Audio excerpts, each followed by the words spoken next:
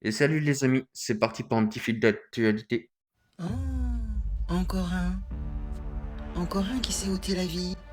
Un milliardaire russe. Proche de Ghislaine Maxwell. On l'a retrouvé avec une balle dans la tronche. C'est curieux. Milliardaire, t'as entendu? C'est pas millionnaire, c'est milliardaire.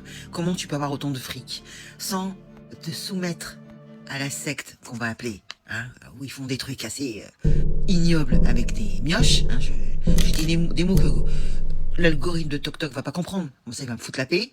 Donc tu deviens un milliardaire quand tu fais ça, en fait. Et tiens, qu'est-ce qui s'est passé? Ça est arrivé, là, le 2 mars. Ça fait pas la une des journaux, hein. Zraïbailov, Oumar, qui s'appelait. 67 ans, hein.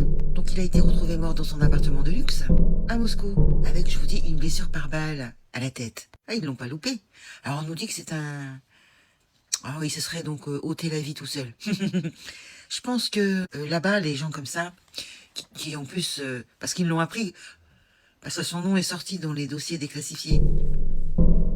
Donc je pense que là-bas, on fait pas dans la dentelle, hein, on n'attend pas le procès, on leur donne pas des protections policières comme chez nous, hein. Non, c'est expéditif. Ah ouais? T'as fait des trucs salaces avec des mioches? Bim! Fin du game, terminé. T'as compris? Et maintenant, vous allez trembler tous. Tous ceux qui ont participé à ça, ces soi-disant milliardaires, là. Comme de par hasard, vous êtes tous milliardaires, vous êtes tous des hommes d'affaires en puissance, comme de par hasard. Parce qu'on vous ouvre pas les portes, peut-être, hein? Parce que vous vous soumettez, mais on va vous trouver tous. Hein. Là, c'est très bien ce qui se passe en Russie, bravo. Même sa fille n'y croit pas. Elle dit que c'est un assassinat. Soi-disant pour le faire taire. Ouais. Je rappelle que sa pseudo-relation avec la Ghislaine Maxwell date de 2001. S'il avait voulu parler, c'est pas maintenant qu'il l'aurait fait, hein. Tu vois ce que je veux dire? Non. Il a été buté parce qu'on sait ce qu'il a fait. Voilà, c'est tout. Il qualifiait la Ghislaine Maxwell de d'âme sœur. Ah oui. Donc il avait échangé avec elle par email en 2001. Et je vous dis, son nom est apparu récemment dans les dossiers déclassifiés. Fin février 2026. Rappelez-moi quand est-ce qu'il est mort? Le 2 mars. Ça a été rapide, hein? Oui, dans les dossiers, on y apprend qu'il avait donc voyagé avec Monsieur E et la Maxwell dans son avion. Par contre, en France, on leur met la Légion de l'honneur, soi-disant, ouais. Légion d'honneur. Protection, il bénéficie de protection policière. Voilà ce qui se passe en France. Et puis surtout, on ne fait pas d'enquête. Non. Et puis même mieux, on met le même procureur qui a étouffé l'affaire en 2019. On parle de la même, hein. Parce que les perquisitions, elles ont été faites. Les preuves sont là.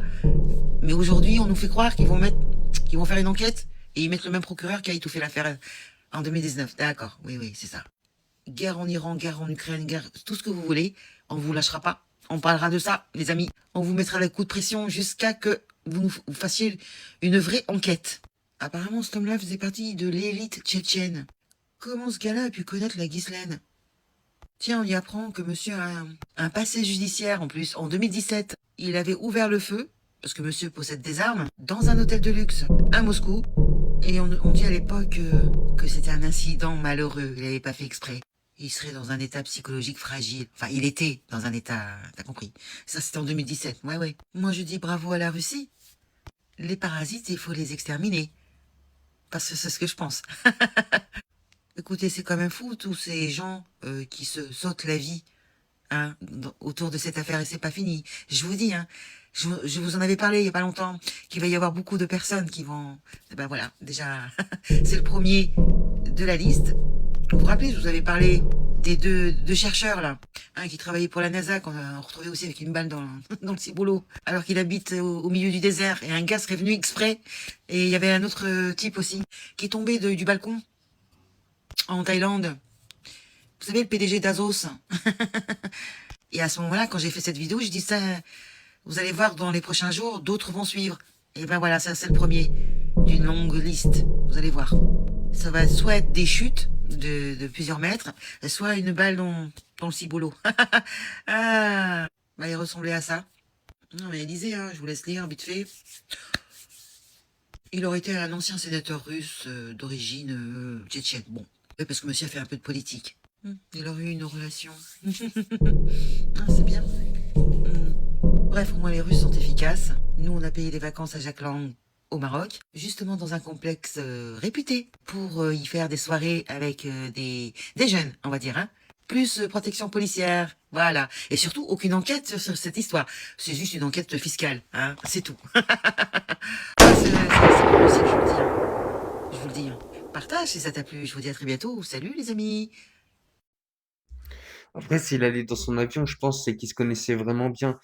Mais au moins là, pour une fois, ça va du bon côté, parce que en France, on a vu qu'il y en a quelques-uns qui sont fait éliminer, mais eux, c'était vraiment pour se faire taire, pour bah, qu'ils se fassent taire en fait. Mais que la Russie, là, par contre, eux, c'était pour une bonne raison. Et je sais que Poutine, il avait sauvé des enfants là, il n'y a pas si longtemps que ça, par rapport à ces histoires. Donc, en moins, ce qui est bien, c'est que eux, ils font les choses du bon sens, on va dire. Les amis, incroyable rebondissement. L'Iran a tué le game, hein. Donc, écoutez ça. L'Iran déclare que tout pays arabe ou européen qui expulsera les ambassadeurs des États-Unis et d'Israël de leur territoire auront la liberté totale de passer par le détroit d'Ormuz. En fait, ils ont trop bien mené cette guerre. Tout a été stratégique. Ils se sont préparés depuis plus de 20 ans. C'est pour ça que Donald Trump, les chocottes, a déclaré qu'il mettait fin à la guerre. En fait, il y a tellement de propagande qui tourne autour de cette guerre. Mais finalement, l'Iran nous montre comment ils ont bien joué, qu'ils ont été trop forts et que personne ne peut les vaincre. Parce que finalement, ils ont le pouvoir sur le commerce international et mondial. En vrai, c'est vrai qu'ils ont été balèzes sur ce coup-là quand même, parce que je sais pas s'ils vont vraiment le faire, les pays, parce que c'est vrai que ça pourrait les pousser tellement à le faire. Même s'ils le font pas, je suis sûr qu'ils vont au moins y réfléchir. Je n'aurais jamais cru vous dire ça, les amis, mais faites des réserves. Franchement, je pense qu'il est temps maintenant de faire des réserves. Parce que tout va augmenter. Les pénuries arrivent. Remercie Israël. Donc, ils ont bombardé un grand champ gazier en Iran. Iran a riposté et a visé une raffinerie à Haïfa. Ce qui se passe au Moyen-Orient va affecter le monde. Le détroit d'Ormuz est fermé. Dites-vous que le temps que ça arrive chez nous, il faut compter peut-être, allez, pour vraiment bien le sentir, d'ici 1 mois et demi. Profitez qu'il y a encore des prix, entre guillemets, corrects. Surtout faites le plein de bouteilles d'eau. Parce que je ne pense pas que ça va s'arrêter, vous voyez ce que je veux dire? Donc, les amis, faites quand même des réserves. Après, d'un côté, je pense qu'elle a pas tort. Je me dis, il faut pas paniquer, tu vois, non plus, parce que ça va mener nulle part. Mais par contre, de faire des petites réserves au cas où, ça serait pas mal. Parce que c'est vrai que, de toute façon, là, on a bien vu qu'avec le prix de l'essence, que la France va rien faire pour baisser les prix. En plus que Macron, il a vendu les réserves de la France. Ils l'ont vendu au Japon, je crois. Et bah, du coup, ça veut dire que nous, en fait, on va être en totale pénurie. Mais eux, ils s'en foutent parce qu'ils ont les moyens de vivre. Mais par contre, c'est vrai que nous, là, on va commencer à galérer dans quelques temps. Donc, peut-être se préparer un petit peu quand même. Tu savais que Cléopâtre est plus proche de l'invention de l'iPhone que la construction des pyramides? Oui, et il y a encore plus fou. Je vais te prouver que tu n'as aucune notion du temps. Tu savais que le T-Rex est plus proche de toi que du stégosaure? Et oui, le stégosaure a disparu il y a 150 millions d'années, alors que le T-Rex c'était il y a 68 millions d'années. Et il y a un autre truc fou aussi. La dernière fois qu'on a utilisé la guillotine en France, c'était en 1977. Ça veut dire que le jour où la tête est tombée pour la dernière fois à Marseille, le premier Star Wars était déjà en salle de cinéma. Et ça, c'est rien encore, Nintendo a été créé la même année que la Tour Eiffel. Et Charlie Chaplin en noir et blanc est mort en 1977, c'est la même année que la création d'Apple. On continue? L'homme a marché sur la lune avant d'avoir créé la valise à roulettes. D'ailleurs, les jeans Levi's sont plus vieux que l'Italie et Louis Vuitton est plus vieux que l'Allemagne. Allez, un dernier pour la route. Pablo Picasso est mort en 1973 et Eminem est né en 1972. Ça veut dire que le plus grand peintre abstrait a vécu en même temps sur la même planète que l'un des plus grands rappeurs du monde. Et si tu penses que les arbres ont toujours été là, sache que les requins sont plus vieux que les arbres. Ouais, ils nageaient déjà dans l'océan 50 millions d'années avant que la première forêt n'apparaisse sur Terre. Et si tu aimes ce genre d'anecdote, abonne-toi. En vrai, ça fait vraiment bader quand même, parce que c'est vrai qu'avec, enfin, je pense avoir la notion du temps, mais je pensais pas que c'était aussi proche, les choses comme ça, en vrai. Ça m'a un peu surpris. Ça, c'est une image dans l'épisode des Simpsons en 1998. Et ce qu'il y a à côté ici, c'est une image qui a été prise en 2021 dans la réalité. Faut savoir que les Simpsons nous avaient déjà prévenu des soirées de Didi. Faut savoir aussi que les Simpsons nous avaient déjà montré que Trump allait être président. Nous avaient déjà aussi parlé de l'île Epstein. Ça disait déjà, attention, sur une île, il y a l'élite qui est en train de décider de tout. Ça fait maintenant plus de 30 ans que les Simpsons arrêtent pas de prédire l'avenir. Quand ça arrive une ou deux fois, vas-y, pourquoi pas. Vas-y, ça peut arriver, c'est pas grave. Quand ça arrive des dizaines, des vingtaines, des trentaines de fois, ça devient bizarre. Sachez que le créateur des Simpsons était un pote de Epstein. Sachez aussi qu'il était dans les dossiers de Epstein. Son nom est ressorti et pas qu'une fois, il aurait agressé sexuellement des enfants. Il y a des victimes qui ont témoigné contre lui. Donc au final, est-ce que ce sont que des prédictions ou est-ce qu'ils ont accès à tout ce qui va se passer et ils nous le montrent subtilement? Je viens de sortir une vidéo YouTube où on voit toutes les prédictions qu'ils ont fait pour 2026 et toutes les anciennes prédictions qu'il y a eu là. Je vous avoue que c'est assez flippant. Si ça vous intéresse, allez regarder ma vidéo sur YouTube, elle vient de sortir. En vrai, c'est une dinguerie parce que, en fait, là, je viens d'apprendre qu'il était ami avec Epstein. Mais du coup, ça veut dire que, en fait, ça confirme vraiment ce qu'on pensait avant. C'est vraiment un plan, en fait, qu'ils ont mis et qu'ils montrent aux gens par les Simpsons. En fait, c'est pas des prédictions. Ils montrent juste ce qu'ils aimeraient, ce qui se déroule. Donc, en fait, par cette technique-là, on pourrait même savoir ce qui pourrait se passer et les contrer plus facilement. Lady Di, elle savait et elle voulait parler et ils l'ont tué, pardon. Elle savait pour Andrew. Elle savait ce qui se passait. Elle ne supportait pas de se taire. Lady Di, elle savait. Michael Jackson. Oui, il était bien dedans, hein. Il y a des photos, il n'y a pas de souci en fait. Il y a des vocaux où il le dit. Ils ont plus besoin de moi, donc s'ils ont plus besoin de toi. En fait, je vais être claire. Michael Jackson, il a servi comme les autres enfants. Est-ce que c'est bon? Donc, je sais pas s'il était prédateur derrière. Ensuite, vous avez compris. Mais c'était un enfant qui a été utilisé dans le réseau. C'est d'ailleurs pour ça qu'il faisait des chansons sur l'amour. En fait, il essayait de guérir ses plaies, ses mots. M-A-U-X par des mots. M-O-T-S. Et il le dit dans son vocal, ils n'ont plus besoin de moi. Ils vont m'envoyer vers la muerte. Ils vont dire que j'ai pris la droga ou par un autre moyen. À la preuve, hein, son soi-disant pote médecin l'a envoyé dans la muerte pour un excès de droga dans les veines. Vous pensez que ça a commencé avec tous ces gens-là? Que nenni? Marilyn Monroe est demandée à l'accueil. Je suis imbattable, j'ai tous les livres. Vous comprenez pourquoi elle est partie subitement dans la muerte? Je vous ferai une vidéo exclusivement sur le lien de ces réseaux et Marilyn. Oui, parce que Marilyn, elle avait des relations avec les deux frères Kennedy. Mais elle n'a pas eu que les deux frères Kennedy, en fait. Il y a eu d'autres hommes. Mais vous pensiez que c'était quoi le principe? C'était ces réseaux-là, en fait. Juste, on fait passer Marilyn pour une femme aux mœurs légères. Et les hommes qui étaient derrière et qui l'utilisaient en parlent. Et d'ailleurs, ceux-mêmes qui ont programmé sa moitié. Fin, comme toutes les autres personnes qui voulaient parler. Parce qu'elle a dit juste avant de partir de l'autre côté, elle allait tout dénoncer, mais ils lui ont pas laissé le temps. Bye. En vrai, c'est vrai que j'ai commencé à me renseigner sur ces sujets pour une vidéo aussi que j'ai envie de faire un peu plus longue. Et c'est vrai que quand on regarde, en fait, toutes ces stars qui sont un peu mal finies, on va dire, ça a été tous par les mêmes principes, mêmes choses. Et en fait, c'est vrai que quand on regarde, c'est toujours les mêmes groupes qui ont fait ça. Allô, je vais taper ma tête dans le mur. Il y a un compte Jeffrey Epstein sur TikTok avec l'encoche bleue. Genre, c'est un compte vérifié? Mais oh, c'est la métaverse. C'est quoi ça? Il y avait des millions d'abonnés. Maintenant, les abonnés sont en train de baisser. Qui est derrière ce compte? C'est pas lui. Mais pourquoi et comment a-t-il eu l'encoche bleue? Pourquoi a-t-il été vérifié? Commencez pas à aller vous abonner, c'est pas une blague, on rigole pas avec ça. Hein. Si vous commencez à vous habituer aux genoux, c'est que vous-même vous êtes des genoux. 1,2 million de follow. Là, vous allez voir, ça a baissé. Vous êtes qui, bande de fous, en fait? 4,8 millions de likes. Donc ça sert à rien de se battre contre ça. Hein. Autant laisser faire, alors. Vous êtes tous habitués, on va laisser faire. Le compte est abonné à Trump et à Netanyahu, vous avez compris. Qui est derrière tout ça?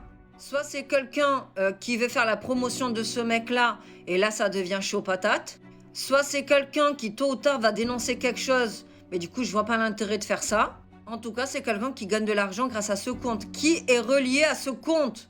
Pourquoi les autorités laissent faire? Pourquoi les plateformes laissent faire? Est-ce qu'on se rend bien compte de la gravité de la situation? J'ai vraiment mal au cœur pour toutes les petites victimes qui sont passées dans l'au-delà, mais même celles qui sont encore vivantes, des petites filles d'amour qui ont subi mais tellement de choses graves. Et aujourd'hui, on rigole, on crée un compte de Jeffrey Epstein et tout va bien. Allez liker surtout, c'est bien, allez liker. Non, il faut absolument dénoncer au compte Pharos. Sauf que là, à mon avis, il est basé ailleurs. Il est basé où?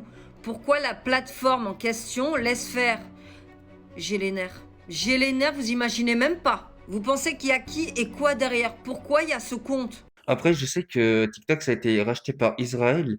Et je pense que Epstein, il est agent Israël, d'Israël, en fait.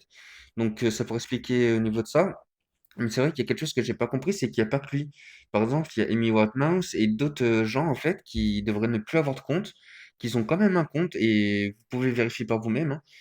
Et en fait, le truc, c'est que j'ai pas compris pourquoi et quel gens est derrière aussi, en fait. C'est vrai qu'elle a posé une bonne question en disant ça. 13 écoles concernées, 52 animateurs suspendus, une centaine d'enquêtes en cours concernant les écoles de vos enfants où les chasseurs d'enfants sont présents ou étaient présents. Oh, une farandole de PEDO dans les écoles de vos enfants. Je vous l'avais pas dit?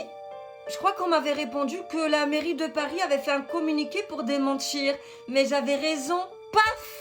Nous allons faire la liste des écoles. Je rappelle que pour l'hôpital de Montreuil, c'était pareil. Je vous avais dit que ça s'était passé dans l'hôpital. L'hôpital avait fait un communiqué pour dire que c'était pas vrai. Vous m'étiez tombé dessus. Qui avait raison? Ah oui, c'est Bibi. Bref, école maternelle Alphonse Baudouin dans le 9e. Un animateur mis en cause pour plusieurs agressions S. L'école maternelle Sevron dans le 11e arrondissement. Idem, école maternelle Saint-Dominique. Dans le 7e, plainte collective. École volontaire dans le 15e, carrément il a été suspendu. Le défenseur des enfants a reçu plus de 100 plaintes. Depuis 2025, il y a une vraie prise en compte de la présence de PEDO, de chasseurs d'enfants, dans les écoles primaires, maternelles et autres. Donc, il y a eu des enquêtes. Ils ont remonté les casiers judiciaires. Quand même, il était temps. Bref, plus de 1700 personnes ont été écartées des fonctions professionnelles auprès d'enfants. Quand je vous dis qu'ils sont partout, qu'ils ont intégré les hôpitaux auprès d'enfants malades ou de bébés, auprès d'écoles maternelles, primaires et autres, auprès de MJC, auprès de clubs sportifs, c'est pas une blague dans le dark, ils en parlent, mais pas que. Les sites pour adolescents, les jeux pour adolescents, il faut faire un travail de masse pour les éradiquer de tous ces lieux. Fin. Déjà, je comprends même pas comment ça se fait que dans une école, ils regardent même pas le casier avant qu'ils y aillent.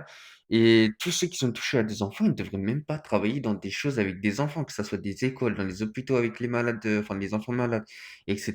Ils ne devraient pas. Donc ça veut dire que d'un côté, c'est qu'il y a des gens qui ont consenti à ça. Parce que sans que les gens soient consentants à ça, ils ne pourraient pas être installés dedans. Donc il y a forcément de la corruption dedans.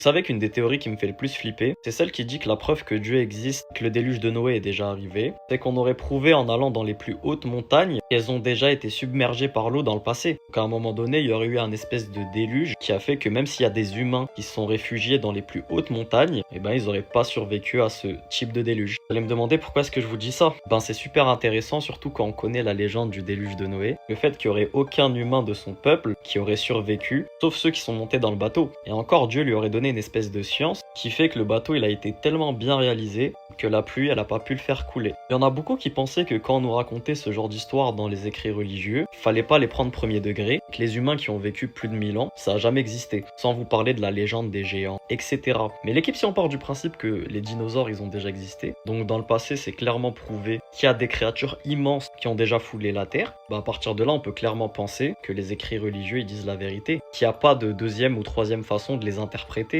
Quand Moïse il a divisé la mer en deux, que Souleyman il contrôlait le monde invisible, c'est pas des métaphores mais c'était la réalité. C'est juste qu'à notre époque c'est une science qui nous a totalement échappé. Et la sorcellerie aussi ça a déjà existé. C'est pour ça qu'on nous en parle dans énormément de films ou séries. Et qu'Harry Potter ça a autant de succès. Ce serait relié à la véritable histoire de l'humanité. Mais les enseignements ils ont tellement été altérés, l'histoire falsifiée, modifiée, à cause des guerres ou des livres qui ont été brûlés, la propagation de la stupidité, que les nouvelles générations elles font que régresser. D'ailleurs, ce genre de légende, on nous en parle même dans certains dessins animés, comme celui de One Piece avec Eiichiro Oda, dans lequel il nous explique que le bateau de Noé, il existe déjà, qu'il a juste été caché ou protégé, parce qu'il renfermerait énormément de secrets sur l'histoire passée de l'humanité. Une humanité qui avait des humains qui vivaient jusqu'à 1000 ans, et qui étaient sûrement supérieurement intelligents. Donc imaginez tout ce qu'on pourrait découvrir sur ces gens-là. Quand on sait que bizarrement le monde de One Piece ressemble énormément au nôtre, il y a vraiment de quoi se poser des questions. Est-ce que Joe Boy il représenterait pas même aussi l'espèce de nouveau Messie qui va arriver vers la fin des temps? Je sais pas, donnez-moi votre avis en commentaire. Est-ce que vous croyez que les histoires qu'on nous raconte dans les écrits religieux sont vraiment déjà arrivées, ou si c'est juste des métaphores expliquées, comme le fait que Moïse il ait ouvert la mer en deux, que Suleiman il contrôlait les djinns du monde invisible, etc., etc. Pour tous ceux qui sont intéressés, j'ai créé un groupe que j'ai mis en lien dans ma bio. On débat sur ce genre de sujet. Vous avez juste à cliquer pour le rejoindre. Et puis voilà, donnez-moi votre avis en commentaire.